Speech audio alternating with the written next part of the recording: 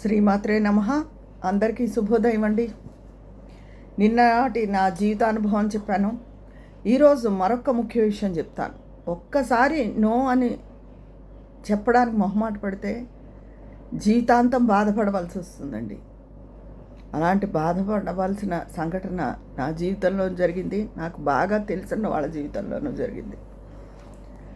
ఇప్పుడు స్నేహితులు ఉంటారు, భర్తలకు ఉంటారు, మన కొడుకులకు ఉంటారు, చాలామంది. కొంతమంది అతిగా నమ్ముతారు. ఏమిటో ప్రపంచం ఇలా ఉన్నా కలియుగమే అయినా ఇంట్లో వాళ్ళనే ఒకళ్ళనొకళ్ళు నమ్ముకోకపోయినా ఈ స్నేహితులు నమ్ముతారు చాలామంది. అదేంటో తెలియదు. భార్య నివారించిన భార్య ఎప్పుడు కుటుంబ భద్రత గురించి, పిల్లల గురించి ఆలోచిస్తుందండి. భర్త తన మాట పోకూడదు అని ఫాల్స్ ప్రెస్టేజ్ పోతాడు. అందరూ అలా ఉంటారని కాదు, అలా ఉండి వాళ్ళ సంఘటన ఈరోజు నేను చెప్తున్నాను. అలా ఉండడం వల్ల చాలా నష్టాన్ని ఎదుర్కోవాల్సి వస్తుందండి. మెయిన్ ష్యూరిటీలు. ఇద్దరు కలిసి అప్పు తీసుకుంటారు, ఇద్దరు సంతకాలు పెడతారు 4 లక్షలకి.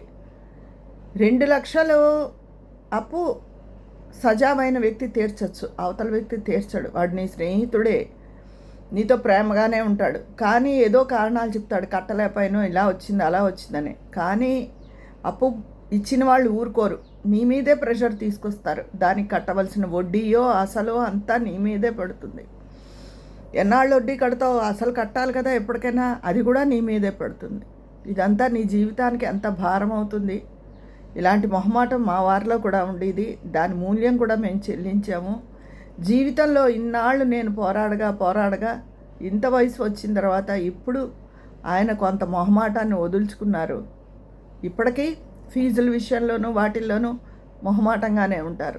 పిల్లలు కూడా, మా 2వ అబ్బాయి కూడా లాయరే, అంటే వాడు కార్పొరేట్ ఆఫీసులో చేస్తాడు. కానీ వాడు వచ్చినప్పుడు చెప్తూ ఉంటాడు వాళ్ళ నాన్నగారికి సలహా, డాడీ ఎందుకు బయట చాలా తీసుకుంటున్నారు డాడీ, ఎందుకు మొహమాట పడతావు, నువ్వు వాళ్ళు అలాగే అంటారు, ఎవరైనా తగ్గిస్తున్నారా, మనకెవరైనా తగ్గిస్తున్నారా, అంతెందుకండి టైలర్ దగ్గర మనము చాలా బట్టలు కుట్టించుకున్నాం, ఇప్పుడు స్టిచ్చింగ్ ఛార్జెస్ చాలా పెరిగిపోయాయి.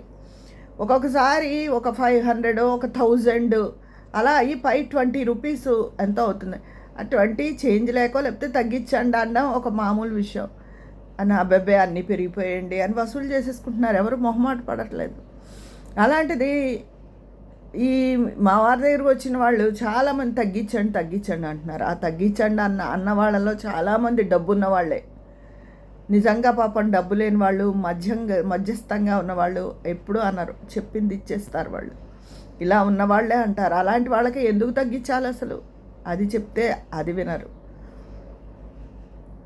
సరే స్వవిషయం, కొన్ని ప్రొఫెషన్లో ఉన్నప్పుడు కొన్ని తగ్గవు, ఇదవ్వవు అని వదిలేయచ్చు. కానీ లక్షల్లో ఒకళ్ళకి సంతకం పెట్టేటప్పుడు మన కెపాసిటీ ఎంత, మనం ఎందుకు అసలు సంతకం పెట్టాలి, మనం ఖర్చు పెట్టిన డబ్బుకి మనం కష్టమో నిష్ఠూరమో మనం వడ్డీ కట్టుకుంటూ అసలు తీర్చుకుంటూ ఉండడం అదొక న్యాయం. అంతేగాని ఎవరో చేసిన అప్పుకి మనం ఎందుకు బాధ్యత అవ్వాలి, ఎందుకు బలవ్వాలి. ఇలాంటి సంఘటనలు నేను ఈ మధ్య నాకు దగ్గరగా చూశాను, నా జీవితంలోనూ అనుభవించాను. అలా సంతకాలు తొందరపడి పెట్టేస్తున్నారు, మొహమాటంలో ఇరుక్కుంటున్నారు, భార్య నోరు మూసేస్తున్నారు. ఇప్పటి పిల్లలైతే ఎవరు ఊరుకోవడం లేదు.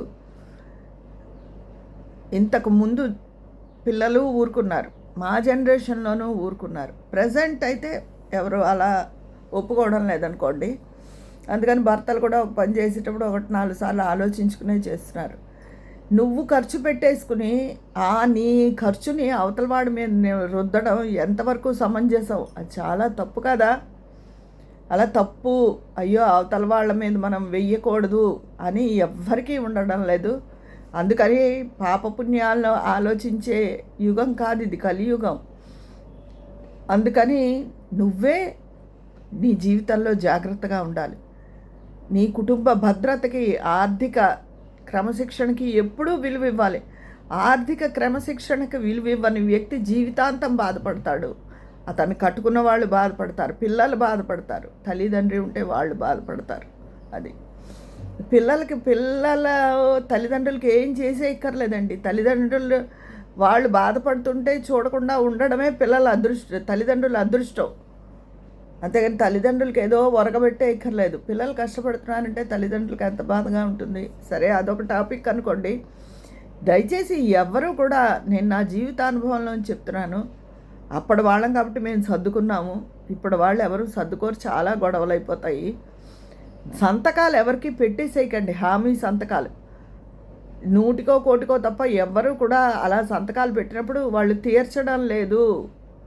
ఆ అప్పు భారాన్ని అసలు జెన్యూన్ అయిన వ్యక్తి మీదే వేస్తున్నారు. మనం చెయ్యని అప్పుకి మనం ఎందుకు డబ్బు కట్టుకోవాలి? ఎందుకు? ఎంత వడ్డీలు, మన సంపాదన అంతా వడ్డీలకేలా అయిపోతుంది. ఎప్పటికి అసలు తీరుస్తారు? అందుకని ఒక్కసారి మీరు నో సారీ అని చెప్పేస్తే అయిపోయేదానికి మీ మొహమాటం వల్ల జీవితాన్ని పణంగా పెట్టద్దు. దయచేసి అందరికీ నేను చెప్పే సలహా ఇదే, పెద్దవాళ్ళకి పిల్లలకి కూడా. ఎవరైతే మొహమాటస్తులు ఉన్నారో, తాగుడు, జూదం అలాంటివి ఎలాంటి వ్యసనమో, మొహమాటం కూడా అలాంటి వ్యసనమేనండి. నిజంగా దానివల్ల కుటుంబం చాలా నష్టపోతుంది, చాలా ఇబ్బంది పడుతుంది. మా వారే స్వయంగా చెప్పారు.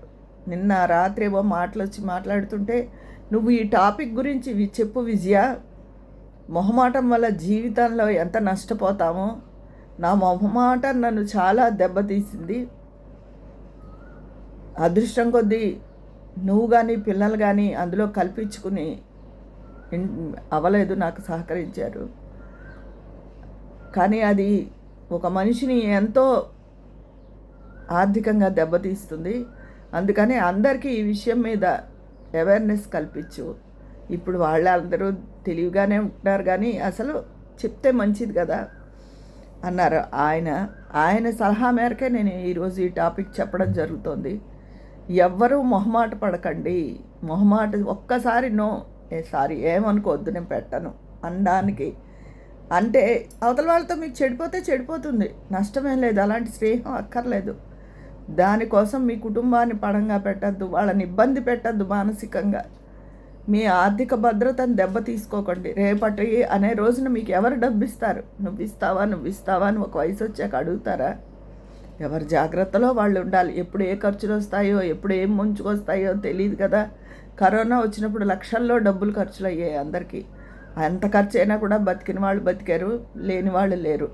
ఆ కరోనా ఎన్నో పాఠాలు నేర్పుతుంది. మనుషుల మధ్య సఖ్యతను తీసుకొస్తుంది, ప్రేమాన్ని తీసుకొస్తుంది. ఎందుకంటే ఎవరెన్నాళ్ళు ఉంటావో తెలియదు అనుకుంటే మనుషుల్లో ఏ మార్పు రాలేదు. అదే స్వార్థం, అదే డబ్బు మీద ఉన్న వ్యామోహం, అదే మనుషులకి మధ్య ఇగోలు, వేటిల్ని మాపలేదండి. మళ్ళీ మామూలే, కరోనా తగ్గిపోగానే మనుషులందరూ మామూలుగా కొట్టుకు చూస్తూ అలాగే ఉన్నారు తప్ప అందులోంచి ఏ నీతి మనుషులు నేర్చుకోలేదు. ఇది ప్రపంచ తీరు. ఈ సందర్భంగా ఒక విషయం చెప్తున్నాను. ద్వాపర యుగం ఇంక చివరికి వచ్చేసినప్పుడు, కలియుగం ప్రవేశించినప్పుడు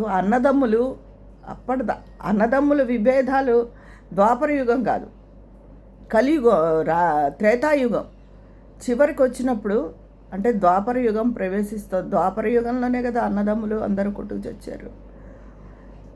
శ్రీరాముని సభలోకి కొంత నలుగురు వ్యక్తులు అన్నదమ్ములు వచ్చారట ఆస్తి తగాదా మీద. రామచంద్రుల వారు ఒక్క నిమిషం ఆలోచించారట. ద్వాపర యుగ ప్రభావం వచ్చేసింది, ఇంకా ప్రవేశించేసింది, ఇంకా మన అవతార సమాప్తి మొదలైంది. ఎందుకంటే రామరాజ్యంలో త్రేతాయుగంలో ఎవరి మధ్య విభేదాలు లేవు, అన్నదమ్ముల మధ్య అసలు విభేదాలు, ఆస్తి తగాదాలు ఇలాంటివి లేవు. ఎప్పుడైతే వచ్చిందో ఇంకా మనం అవతారం సమాప్తి చేసుకోవాలని ఆయన నిర్ణయించుకున్నారు.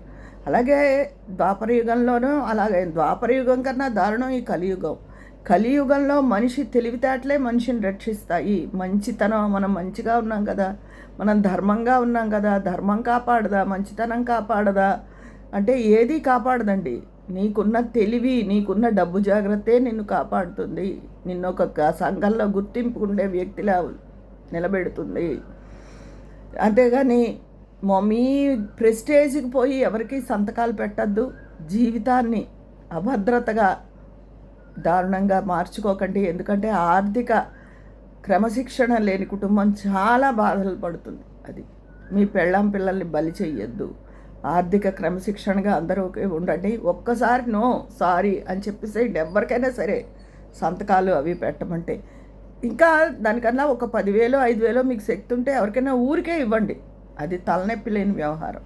అది ఇదండి నేను చెప్పే విషయం. ఈ విషయం అందరికీ అర్థమయ్యి తగు జాగ్రత్తల్లో ఉంటారని, ఈ వీడియో మగవాళ్ళు కూడా చూసి ఎవరైనా మోటివేట్ అవ్వాలని నేను మనస్ఫూర్తిగా కోరుకుంటున్నాను. మీ అందరి అభిప్రాయం కామెంట్ బాక్స్లో తెలియజేసేయండి. మరి అక్కడ మాట్లాడుకుందామా? ఉంటాను. మీ స్నేహితురాలు విజయ పన్నాల.